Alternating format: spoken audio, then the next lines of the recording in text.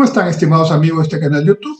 En recientes declaraciones a una radio de alcance nacional, el ministro de Economía y Finanzas del Perú, Oscar Graham, señaló que iba a realizar próximamente un viaje seguramente a Washington para conversar con funcionarios del Fondo Monetario Internacional, del Banco Mundial y de entidades vinculadas a inversiones con interés en el Perú, para explicarles que la economía peruana es sólida todavía y que el gobierno peruano quiere que haya mayores inversiones. ¿Por qué el ministro de Economía afirma que desea hacer este viaje? Porque sostiene, y con razón, que el gran problema del Perú en términos económicos en este momento es que tenemos que generar un mayor crecimiento. El crecimiento que se esperaba tener este año 2022 hace apenas unos meses era 4,8%. Es decir, 4,8, prácticamente 5%, se esperaba de crecimiento.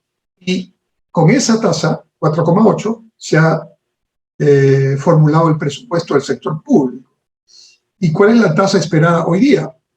En estos primeros meses de 2022, ya el último reporte de inflación del Banco Central de marzo del 2022 señala que el crecimiento esperado para Perú es 3,2.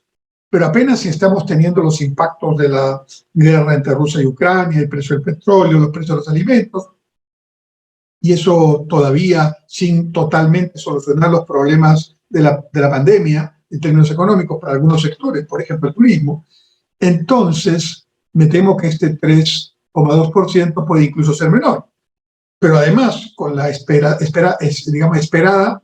tasa de crecimiento cero para la inversión privada este año, según el Banco Central y según algunas instituciones privadas, tasa negativa de crecimiento. Entonces, claro, el ministro de Economía sabe que el gran problema es que con menos inversión privada, la actividad económica va a tener un resentimiento muy fuerte y que con 3% de crecimiento, aun cuando es crecimiento positivo, no estamos dando respuesta a lo que necesita la economía y la sociedad peruana en este momento. Pero cuando lo escuchaba, decía, sí, hasta ahí está bien, pero cuando vaya, converse con los funcionarios del Fondo, del Banco Mundial, con los inversionistas extranjeros que tienen intereses en el Perú, y les diga, pero además, vayan, por favor, confíen, vuelvan a tener el ritmo de movimiento de sus capitales que tenían hace apenas unos meses antes del gobierno del presidente Castillo, y ellos le preguntarán, bueno, pero ¿qué hay con las medidas que el gobierno peruano está tomando?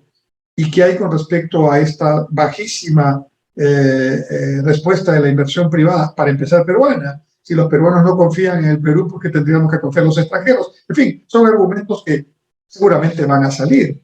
La confianza no se construye con un viaje.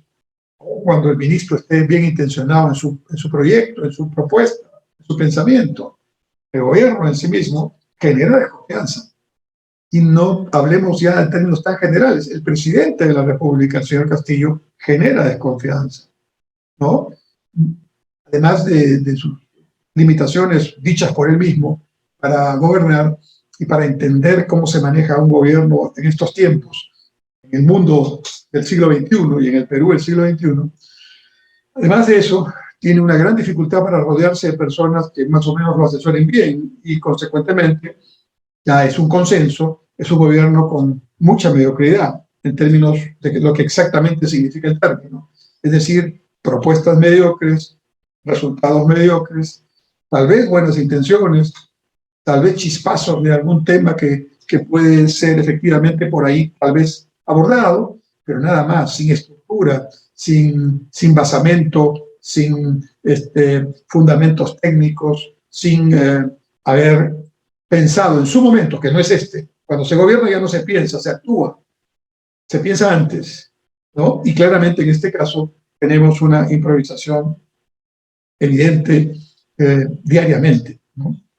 Entonces, que los fundamentos macroeconómicos sigan fuertes, lo cual es cierto, gracias a Dios, y a 30 años que hemos estado con este modelo económico, algunos lo caracterizan como modelo neoliberal, sí, pero más allá de la palabrita ideologizada, fue un modelo que permitió, primero que no es un modelo completo ni perfecto, no hay nada perfecto en la vida, pero no hay duda alguna que permitió en los últimos 30 años crecer sostenidamente al 7% primero, al 5% después, al 3% después, pero 20 años de crecimiento continuo, bajó la pobreza, escuchen bien, de 54,3 a 20% por el mismo método como se mide mundialmente, más de 30 puntos de menor pobreza.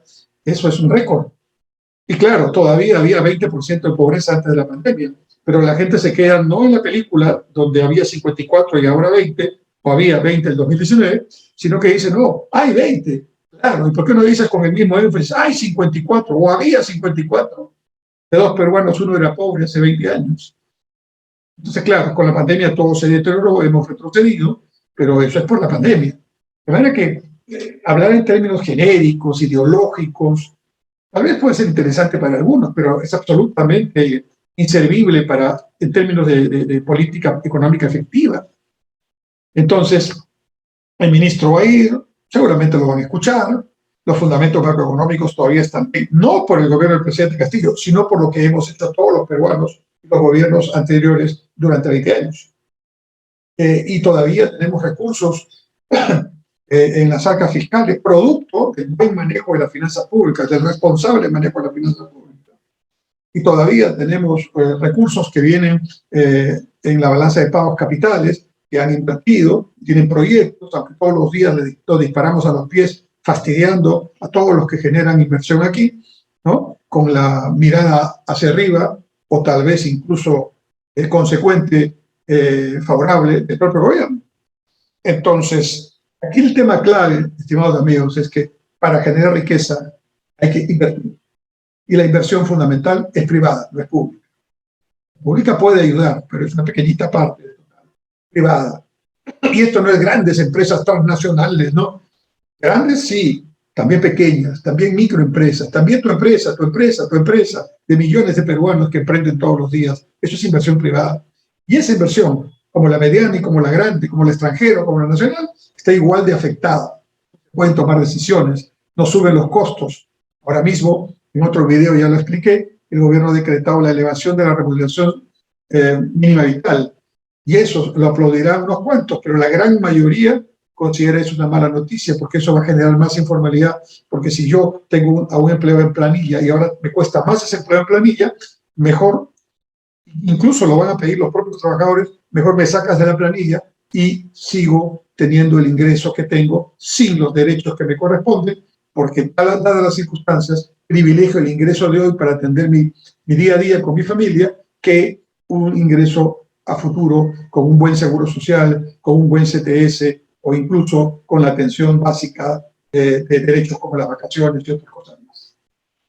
Menudo problema del ministro de Economía, que por cierto no es un ministro de Economía que lo vea muy defensor de la estabilidad, creo que, o en todo caso no hace muchas declaraciones, pero me da la idea de que este ministro tal vez puede, ante la presión política y social del presidente y de algunos otros ministros, podría generar algunas condiciones inadecuadas. De hecho, su declaración sobre el ingreso mínimo vital, diciendo que hay espacio para incrementar, no es una declaración feliz, dado que la señal es inadecuada. Entonces, le vaya bien al ministro de Economía, pero me temo que la posibilidad de convencer a los inversionistas de que vengan en este momento a Perú no es muy alta. Diría que casi será un viaje que no logrará el objetivo que está buscando.